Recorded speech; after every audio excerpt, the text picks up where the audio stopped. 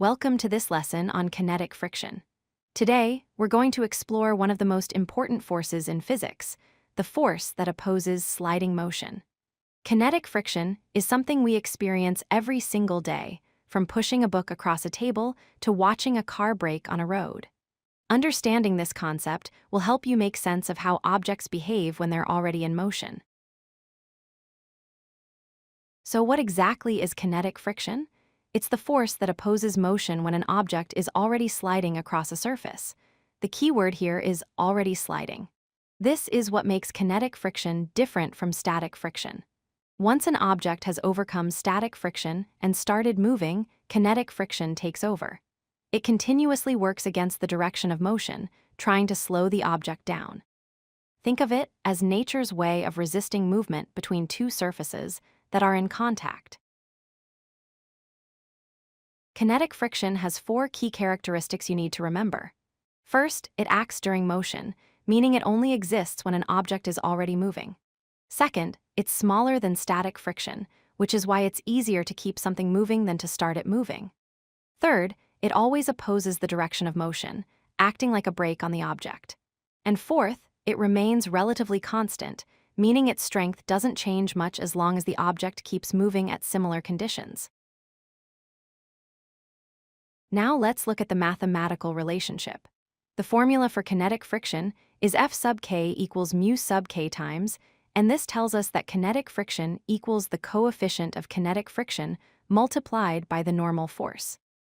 This simple equation allows us to calculate the exact amount of friction acting on a sliding object, which is incredibly useful in physics problems and real-world applications.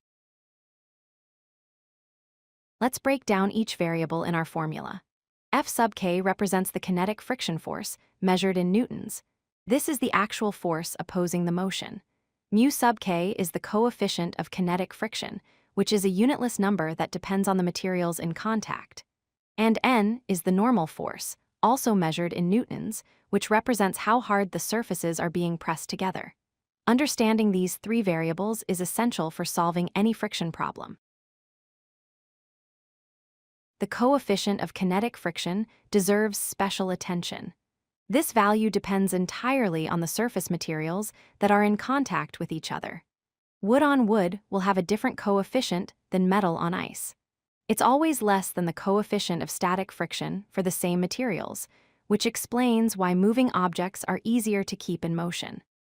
The coefficient typically ranges from 0.03 to 1.5, with lower values indicating smoother, more slippery surfaces, and higher values indicating rougher surfaces with more resistance. Let's look at some everyday examples of kinetic friction in action. A sled sliding down a hill experiences kinetic friction between its runners and the snow. When you push a box across a floor, kinetic friction opposes its movement. Skis gliding on snow demonstrate low kinetic friction, which is why skiing is so smooth and fast. And when a car skids on a road, kinetic friction between the tires and pavement works to slow it down. These examples show how kinetic friction is all around us, affecting motion in countless ways. Let's review the main points. Kinetic friction acts on moving objects, not stationary ones. It always opposes the direction of motion, working to slow things down. We calculate it using the formula F sub k equals mu sub k times N, and remember, the coefficient depends on the surface materials in contact. Master these concepts, and you'll have a solid foundation for understanding friction and motion in physics.